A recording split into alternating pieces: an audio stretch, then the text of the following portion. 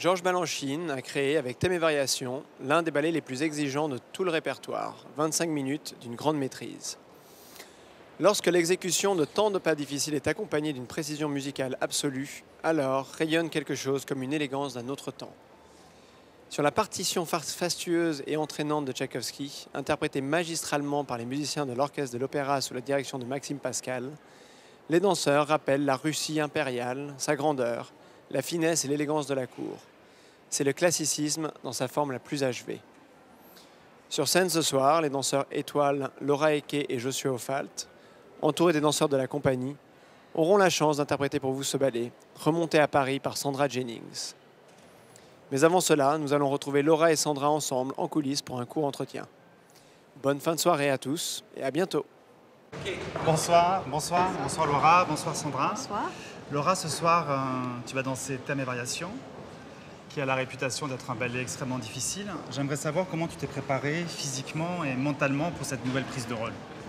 Alors Thème et Variations, c'est un ballet que je rêvais de danser depuis toute petite. Donc c'est le ballet classique par excellence, avec le chic, la technique, la virtuosité, la musicalité. Donc c'est un ballet pour l'ouverture de saison qui est très difficile à la rentrée. Pour ma part, c'est ma première ouverture de saison en tant qu'étoile, donc c'est un beau cadeau et en même temps c'est un gros défi. Donc je suis ravie, ça demande quand même une préparation psychologique importante. C'est un ballet où on est très exposé. Donc voilà, il faut avoir du sang-froid et voilà, rester sereine malgré la difficulté et technique et physique. D'accord. Ça va bien se passer, je suis sûr. Oui, j'en doute pas. Sandra, as I said before, Theme and Variation is one of the most difficult ballets from Balanchine's repertoire.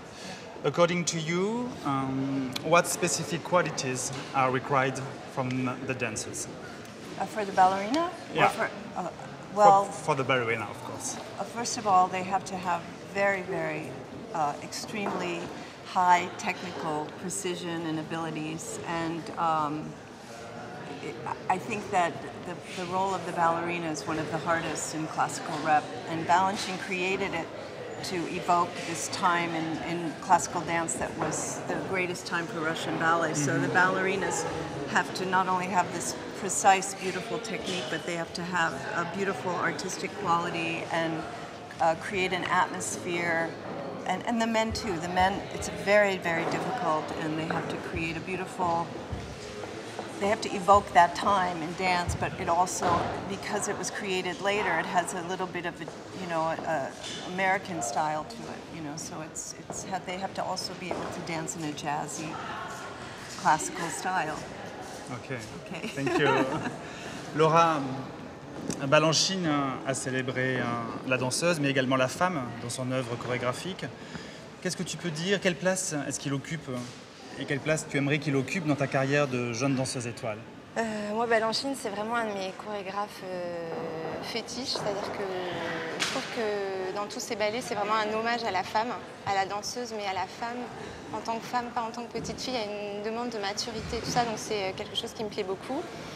Et surtout dans tous ces ballets, je crois que on se sent très belle, comme si on avait des bijoux, on se sent très féminine, et c'est déjà quand le rideau s'ouvre et qu'on se sent dans cet état de féminité et de beauté, c'est quelque chose qui aide beaucoup.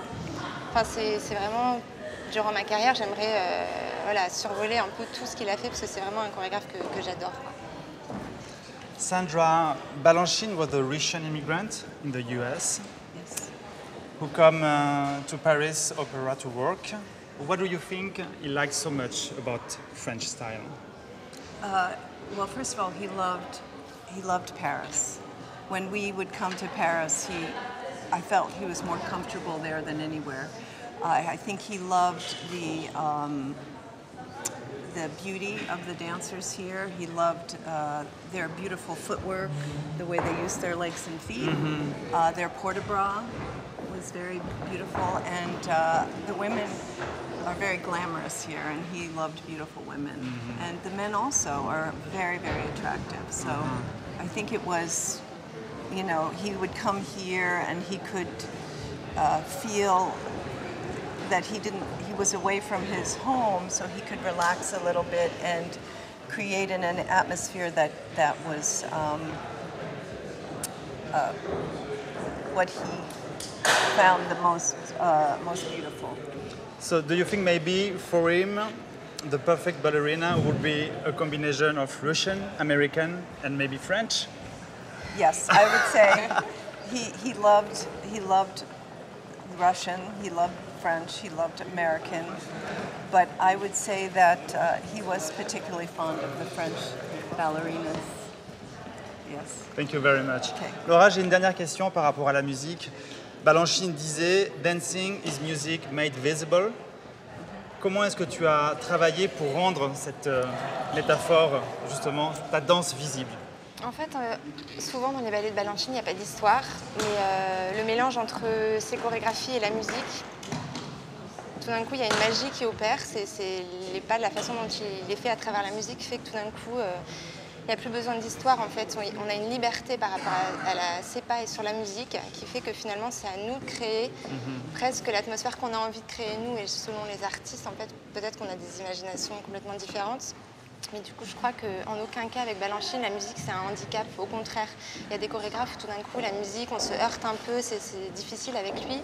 Ça rend la danse plus facile, en fait. Donc du coup, c'est super agréable et ça fait qu'on peut tout d'un coup s'abandonner et se créer son propre univers, en fait. Tu as l'impression que la partie de Tchaïkovski, tout d'un coup, devient justement visible, elle devient... Ah bah là, l'adage dans Thèmes et Variations, la musique, tout d'un coup, c'est hors du temps, Oui. quoi. C'est complètement magique, donc voilà, on se crée notre imaginaire, en fait. It's very inspiring. Yes. Yeah. Yes, because you feel you're in another time. Yes. And also what's interesting is that she goes from her solo into the pas de deux, so she almost has to relax and create this environment, and then she is so exhausted and she has to come out and bring the whole rousing finale together, so it's kind of amazing. Yes. Yeah. Yeah. Bon, ben, merci à toutes les deux et puis Yeah. beaucoup de succès pour toi, Laura, ce soir. C'est gentil. Toi, toi, merci. Yeah. Toi, toi, toi.